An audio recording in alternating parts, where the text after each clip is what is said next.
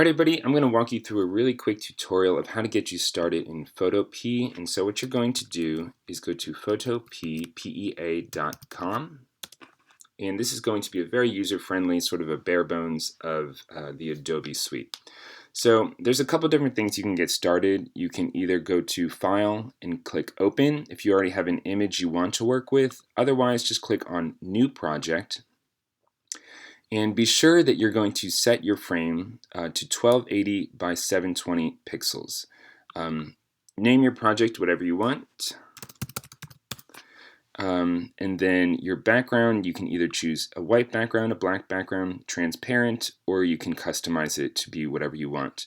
But for this sake, I'm just going to create a white background and going to click Create. And here is my board. For this demonstration, I'm going to actually use another image from the web already. So I'm going to go to my Downloads folder, and I'm going to drop in this COVID virus, and we're going to manipulate this a little bit to create a GIF with that. So there's my image here, and then I'm just going to center it right here. And you'll see over here on the right, there are multiple layers now. So if I ever want to, if you click on this eyeball, that will actually hide that layer. So say I really just want to work with the background, I'm going to hide the image just so that I can get it out of the way. And if you're working with a transparent background, this is the transparent background. That's what that's going to show. Now, for many of you, if you're first using this, I've already toggled this off, but if you ever see this grid and you're like, I can't work with this, just to get rid of that, if you go up here to View, Show, just uncheck the grid, and that'll get rid of that. So the next thing we're going to do is I'm just going to use this image and manipulate a little bit. So the first thing I need to do is take this particular image, and I'm going to do Command J, which is to make a copy of it. So now that I'm on this one, I'm going to start manipulating it. So I'm going to hide this layer. I'm only working with this one now. And first I'm going to select it. Now, if I select this lasso, there's plenty of different lasso tools. The select tool over here on the far left. If I were to use this one, it's not the most helpful because you can see it's just getting a lot of stuff on the left and right that I don't necessarily need, and it's going to be really boxy. So I'm not going to do that, but if you double click or right click, it'll give you a couple different ones to do. And so I'm going to use this other one, and there's a couple other ones that it'll show you there as well. But I'm going to use the ellipse select tool to get this whole image here.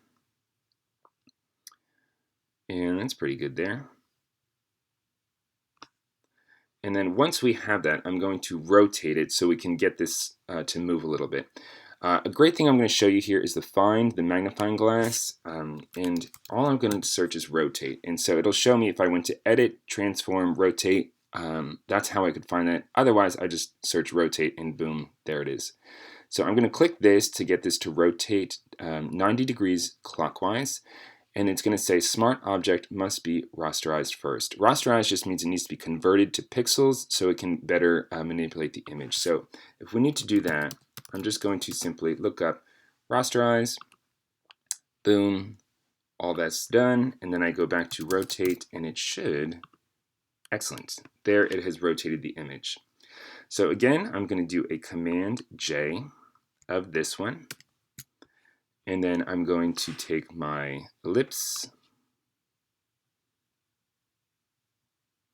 There it is. And then again, I'm just going to simply rotate it. You'll see here that once I've rotated it, we have a little bit of a blip there. Later on, we can go back and do that again. And then I'm going to do Command J again. And then I'm going to get my ellipse. Select that, and then I'm going to rotate it 90 degrees once more. So if I were to unhide all these images, and you'll see here, the entire image, once we get it going, is going to rotate like that. Now, if you were wanting to add a couple different backgrounds, you want to change the background color, that's an easy thing to do.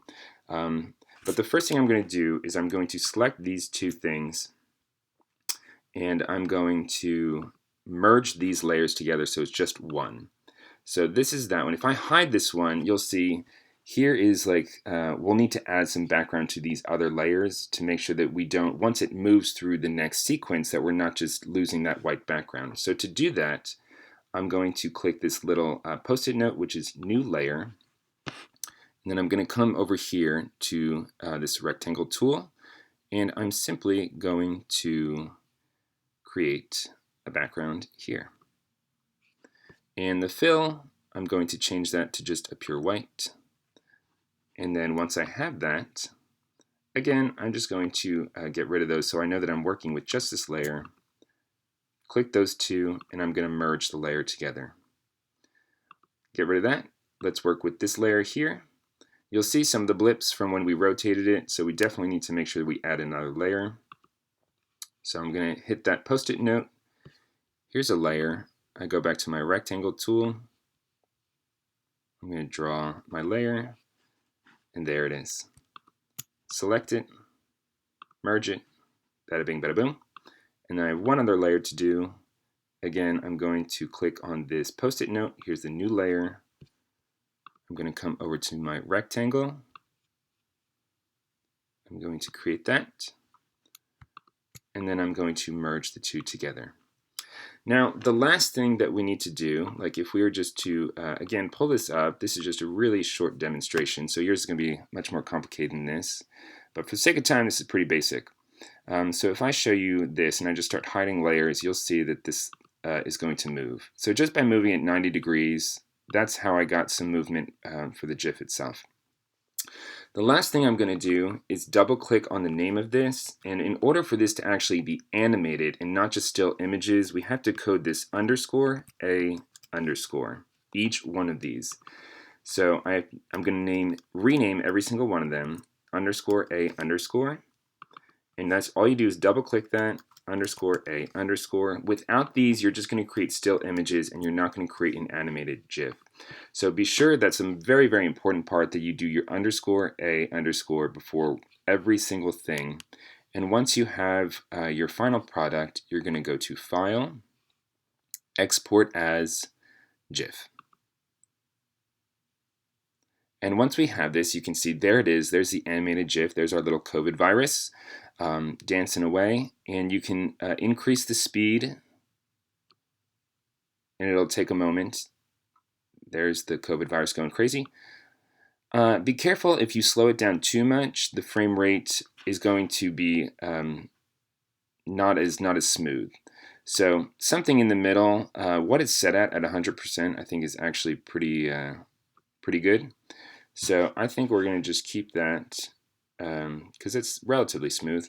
Now if we sped it up a little bit, maybe to like, I don't know, 120-ish.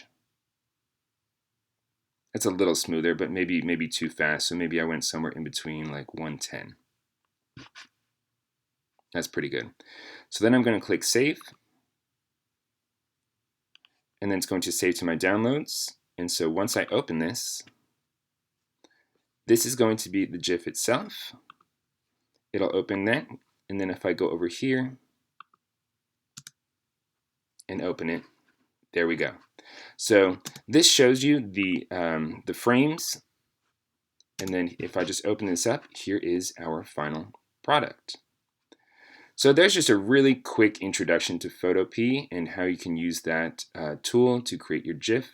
The biggest thing that I will just tell you is that there's all these really, really great things, these great icons over here, these different tools. If you go to Learn right here, if you click on Learn, this is going to open up their introduction page, and this is probably going to be your most helpful resource. This is what Photopea created to just help you walk through. So workspace, different layers, creating different layers, editing, selections, brush tools, text, vector graphics. You probably won't work too much with that. And then just other different icons that you can use throughout here. So this is going to be extremely helpful as you're going through this process, but hopefully this little tutorial gets you started to create your little GIF. Good luck, friends.